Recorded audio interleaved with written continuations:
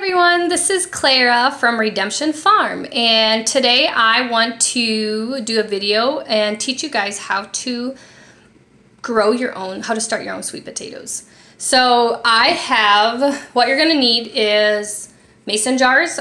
Depending on your size of potato, you're going to need, I use pints just because that's the size potatoes I had. I have an orange one, and this one has toothpicks to hold it up. I have a purple one that's already sprouting, like these little, there's a bunch of little sprouts coming up.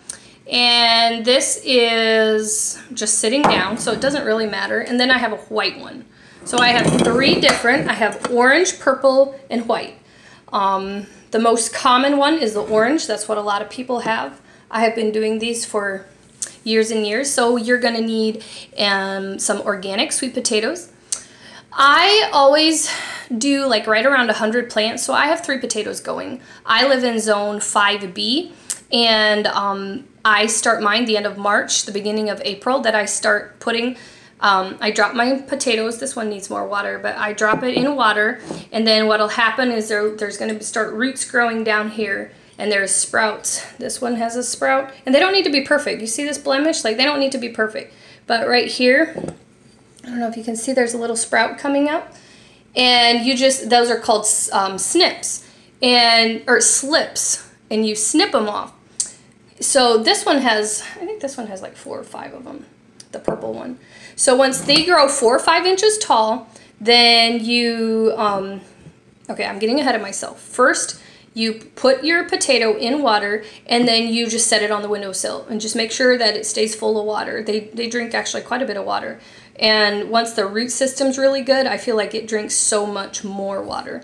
And then once these little slips start growing, and they're like 4 or 5 inches, it'll just look like little vines coming out of your potato. And then you snip them off. And then I always have a half pint, because your slips aren't that big. I have a half pint.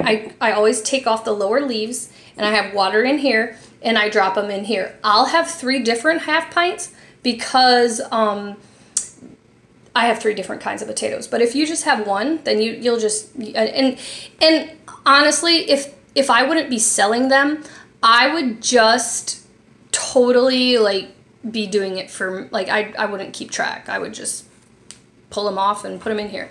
But since I am going to be selling purple and white ones, I'm going to keep track of them, and I'm going to keep them separate. So have them by a sunny windowsill, and they'll start coming out. And then you put them in here, and they'll grow roots in water. You just put the stem in there, and they'll grow roots after that. I used to leave them in water. I used to just keep them in here until they were ready to plant. But then I noticed that, like, the taller my leaves got, like, they would grow up pretty high. And it's like vines that would grow up.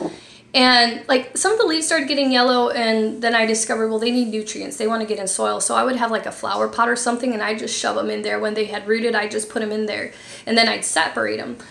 This year, excuse me, since I am going to be selling, I have these little bags that I got, and I am going to be putting some dirt in here. These are little seed starting bags. And then I'll put 1 slip in here, and I'll have it marked. And like I said, I'll have the purple and the white ones to sell.